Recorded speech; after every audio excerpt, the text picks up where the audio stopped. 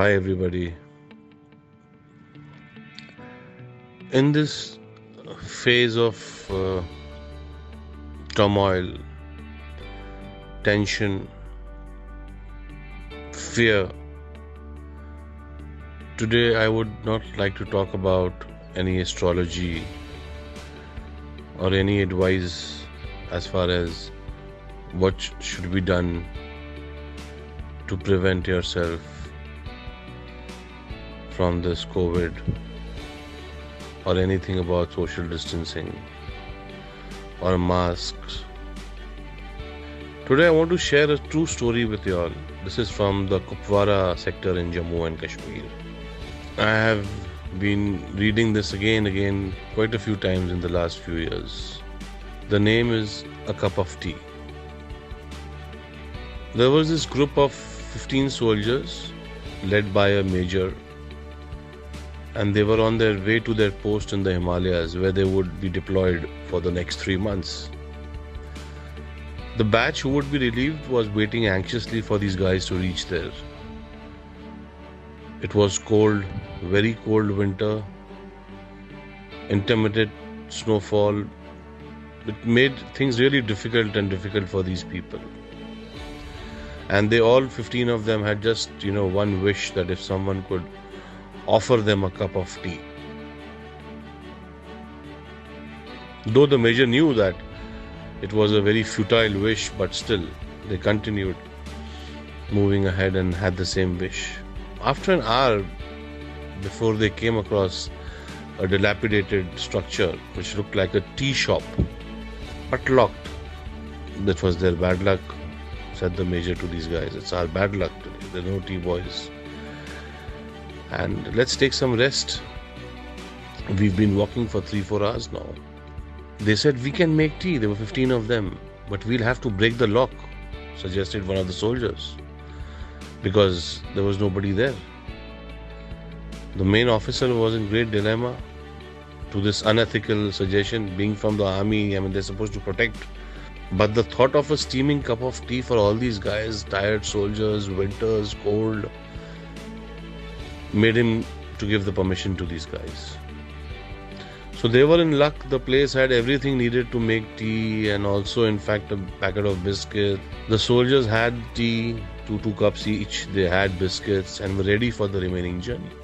The major thought they had broken open the lock also. They had all the tea and all the biscuits, used the milk without the permission of the owner. They are not a band of thieves, but disciplined soldiers.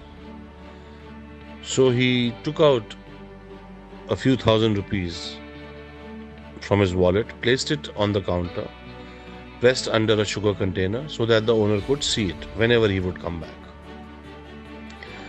And he was now, relieved of his guilt. He ordered his people to put the shutter down, and he proceeded further. 3-4 months passed by, and they continued to do gallantly in their work and were lucky not to lose anyone from the group in the intense insurgency situation. It was time for another team to replace them. Now they had to go back. On their way back, they stopped at the same place, at the same tea shop. And as it was early in the evening, they saw the shop was open and the owner was present in the shop. The owner was an old man with very few resources, and Ven was very happy to, greet these 15 customers of his. All of them had the tea, had biscuits, and they were talking to the old man about his life, his experience, especially selling tea at such a remote place, and what kind of people come, and etc. etc. And the old man also had many stories to tell them, his faith in God, and oh Baba, if God is there, why should he keep you in such poverty then? Commented one of the soldiers. So the guy said, don't say like this, Sahab, don't say like this. God is actually there and I got proof. So these guys were like, what proof do you have? So he said, 3 months ago, I was going through a very tough time because my only son had been severely beaten up by the terrorists over here who wanted some information from him, which he did not have. I had closed my shop to take my son to the hospital.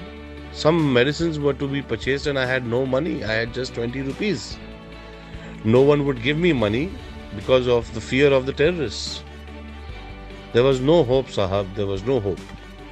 And that day, Sahab, I prayed to God for help. And Sahab, you have to believe that God walked into my shop that day.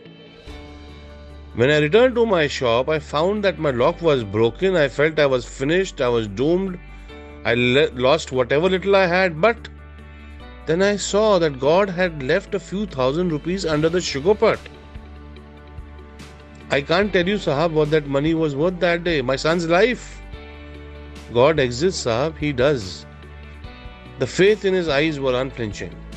15 pairs of eyes met the eyes of the main officer and read the order in his eyes clear. Just keep quiet. The officer got up and paid the bill. He hugged the old man and said, "Yes, Baba, I believe you. I know God exists. And yes, your tea was wonderful." The 15 pair of eyes did not miss to notice the moisture building up in the eyes of their officer, a rare sight. So now, why did I tell you all this story?